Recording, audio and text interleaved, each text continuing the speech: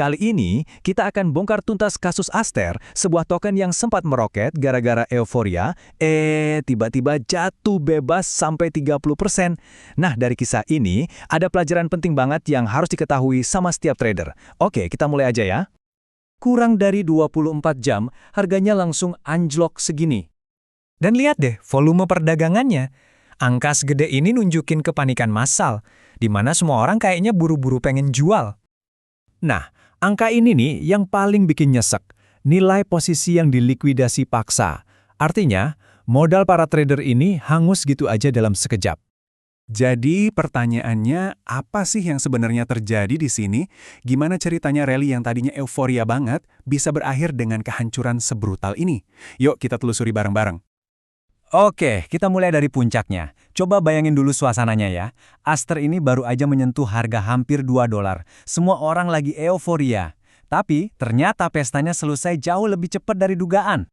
Lihat aja grafiknya. Ini bukan sekedar koreksi biasa. Ini benar-benar kayak pisau jatuh. Lebih dari 30% nilainya kehapus dari puncak. Jelas, banyak banget trader yang kaget dan akhirnya terjebak. Tapi, tunggu dulu. Apa sih yang awalnya bikin harganya naik gila-gilaan kayak gitu? Semuanya berawal dari sebuah narasi, sebuah cerita yang dipicu sama salah satu nama paling besar di jagat kripto. Gimana ceritanya api ini bisa nyebar secepat itu? Nah, lini masa ini ngejelasin semuanya.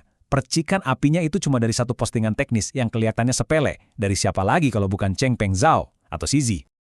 Ini nih persisnya yang diomongin CZ. Coba perhatiin baik-baik. Ini tuh murni observasi data di blockchain. Dia sama sekali nggak bilang, saya dukung token ini, atau ngasih endorsement resmi apapun. Cuma sebuah fakta teknis, itu aja. Dan disinilah ceritanya jadi seru. Di satu sisi kita punya fakta, sebuah observasi data yang, ya biasa aja. Tapi di sisi lain, pasar mendengar sesuatu yang beda banget. Fakta netral ini langsung dipelintir jadi sebuah narasi, jadi sinyal kalau CZ diam-diam ada di belakang Aster. Seolah-olah ini token pilihan. Tapi ya gitu. Sementara semua orang lagi sibuk sama hype dan narasi, ada kekuatan lain yang diam-diam bekerja di belakang panggung. Sesuatu yang tersembunyi di dalam fundamental token itu sendiri, yang kita kenal sebagai tokenomics. Oke, kita perlu ngobrolin soal jadwal emisi atau emission schedule. Banyak banget trader yang suka ngabaikan ini, padahal ini krusial banget.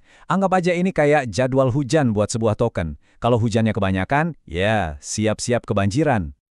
Dan ini dia masalah utama buat Aster. Bukan cuma satu, tapi ada 4 keran utama yang non-stop ngalirin pasokan token baru ke pasar. Masing-masing dari sumber ini ngebangun potensi tekanan jual yang gak ada habisnya. Jadi kebayangkan resip bencananya, ketika hype dari narasi mulai hilang, dan orang-orang udah gak segitu agresifnya beli, pasokan token yang terus-terusan nambah ini akhirnya menenggelamkan permintaan. Jadilah perfect storm yang bikin harganya ambrol. Kalau kalian ngerasa cerita ini kayak deja vu ya, memang benar. Pola naik karena narasi, anjlok karena realita, ini tuh udah kayak cerita klasik di dunia kripto. Masih ingat SafeMoon di tahun 2021? Dinamikanya hampir sama persis. Harganya terbang tinggi gara-gara narasi dan pom-poman influencer, terus ambruk total pas semua orang sadar tokenomicsnya cacat. Aster ini, ya semacam pengulangan dari kisah itu. Kasus Aster ini ibaratnya pelajarannya mahal, tapi pelajarannya itu sendiri berharga banget. Jadi apa nih yang bisa kita petik supaya nggak jadi korban selanjutnya di siklus hype berikutnya?